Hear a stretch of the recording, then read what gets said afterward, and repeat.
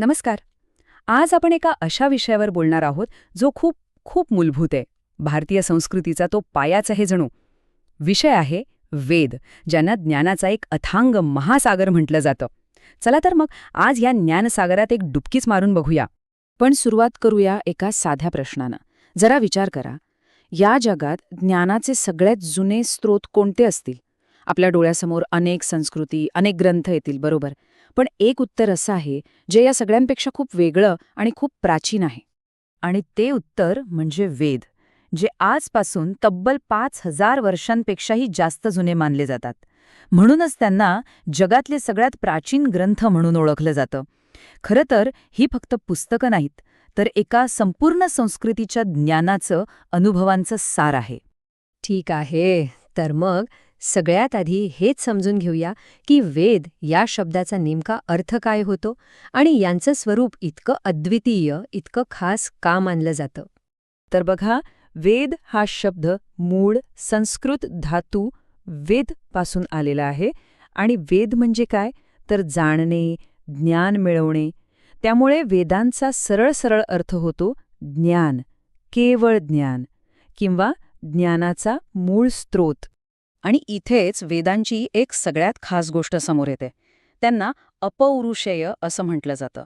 आता अपौरुषेय म्हणजे काय, तर जे माणसाने लिहिलेलंच नाही आहे. अशी श्रद्धा आहे की हे ज्ञान कुणा मानवाने तयार केलेलं नाही, तर हे एक कालातीत वैश्विक सत्य आहे, जे त्या प्राचीन ऋषीमुलींना त्यांच्या साधनेतून दिसलं, प्रकट झालं. त्यांनी ते फक्त शब्दात मांडलं. म्हणजे हे ज्ञान मानवी बुद्धीच्या पलीकडचं आहे असं मानलं जातं. हे जे ज्ञानाचं भांडार होतं ते इतकं मोठं होतं की महर्षी व्यासांनी त्याला नीट समजण्यासाठी 4 मुख्य भागांमध्ये विभागलं, ज्यांनाच आज आपण 4 वेद म्हणून ओळखतो. समजा ज्ञानाची एक मोठी वास्तू असेल तर हे तिचे 4 मुख्य खांब आहेत. यातला पहिला आणि सगळ्यात महत्त्वाचा आणि प्राचीन स्तंभ म्हणजे ऋग्वेद. याला ज्ञानवेद असंही म्हणतात. का? कारण खऱ्या अर्थाने ज्ञान आणि देवदेवतांच्या उपासनेची सुरुवात इथूनच होते. तर हा जो ऋग्वेद आहे ना, हा 4 वेदांमध्ये सगळ्यात जुना मानला जातो. याची रचना कशी आहे, तर यात आहेत 10 मंडळं, म्हणजे आपण त्याला 10 पुस्तकं म्हणू शकतो. आणि त्यामध्ये आहेत तब्बल 1028 सूक्त. सूक्त म्हणजे काय, तर देवांची स्तुती करणारी, त्यांना आवाहन करणारी गाणी किंवा भजनं. यात आपल्याला इंद्र, अग्नी, वरुण, सोम अशा अनेक देवतांची स्तुती मिळेल. पण थांबा, हे फक्त देवदेवतांच्या स्तुतीपुरतं मर्यादित नाहीये. ऋग्वेदात नासदीय सूक्त नावाचा एक भाग आहे आणि त्याच इतके गहन प्रश्न विचारलेत की हे विश्व कसं तयार झालं, याच्या आधी काय होतं. म्हणजे विचार करा, हजारो वर्षांपूर्वी केवढं मोठं तत्वज्ञान मांडलं गेलं होतं. चला आता दुसऱ्या स्तंभाकडे वळूया. हा आहे यजुर्वेद.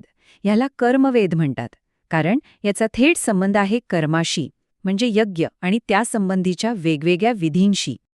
यजुर्वेद म्हणजे एक प्रकारे यज्ञ करण्यासाठीची सविस्तर गाईड बुक किंवा मॅन्युअल आहे. कोणता विधी कसा करायचा, कोणते मंत्र म्हणायचे आणि त्या कृतीमागचा नेमका अर्थ काय आहे, हे सगळं यात सांगितलं आहे. आणि गंमत म्हणजे यज्ञवेदी बनवण्यासाठी भूमिती आणि गणिताचे नियमसुद्धा यात आहेत.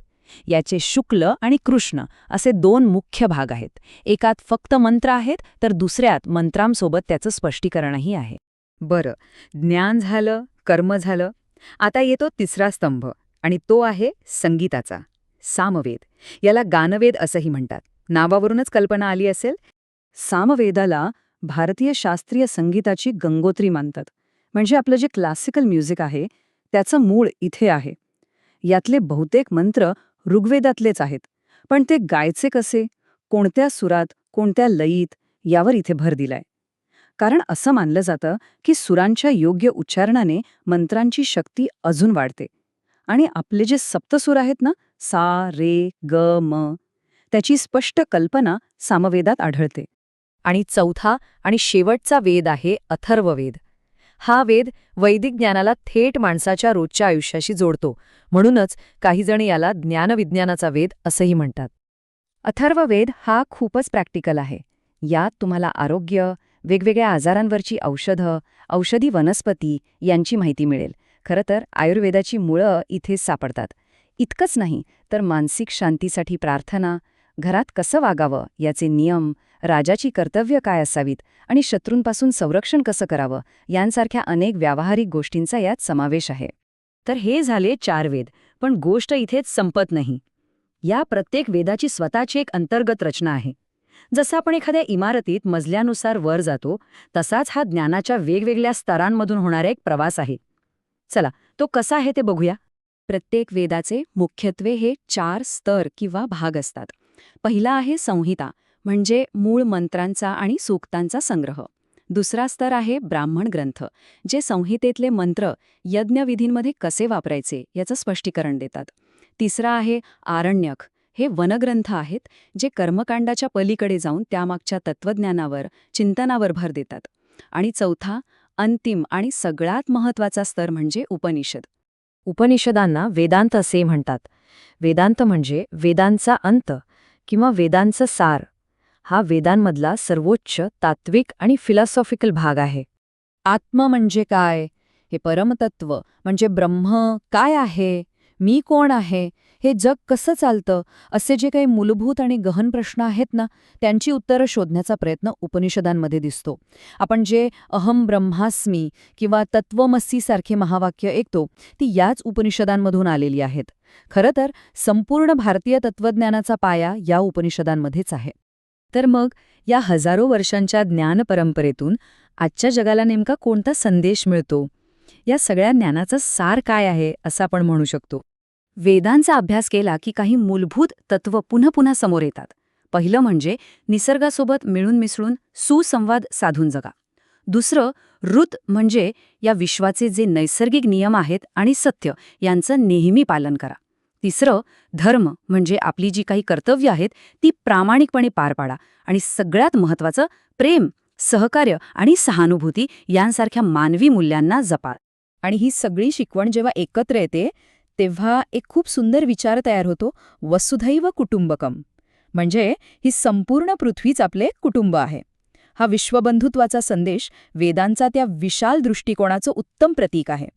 आणि त्याच भावनेला पुढे घेऊन जाणारी ही प्रार्थना, सर्वे भवन्तु सुखिनः, म्हणजे जगातले सर्वजण सुखी होत, ही केवळ एक प्रार्थना नाहीये, तर संपूर्ण मानवजातीसाठी असलेली एक सदिच्छा आहे, जी वेदांमधल्या करुणेचं आणि विशाल हृदयाचं दर्शन घडवते. तर आज आपण वेदांच्या या अथांग विश्वाची एक छोटीशी सफर केली. पण जाता जाता एक प्रश्न मनात नक्कीच येतो. आजचं युग हे तंत्रज्ञानाचं आहे, माहितीचा महापूर आलेला आहे. अशा काळात या हजारो वर्ष जुन्या ज्ञानामधून आपल्याला आपल्या आजच्या समस्यांवर, मग त्या पर्यावरणाच्या असोत, सामाजिक असोत किंवा अगदी आपल्या वैयक्तिक पातळीवरच्या असोत, यावर काही नवीन दिशा मिळू शकेल का? विचार करण्यासारखा प्रश्न आहे, नाही का?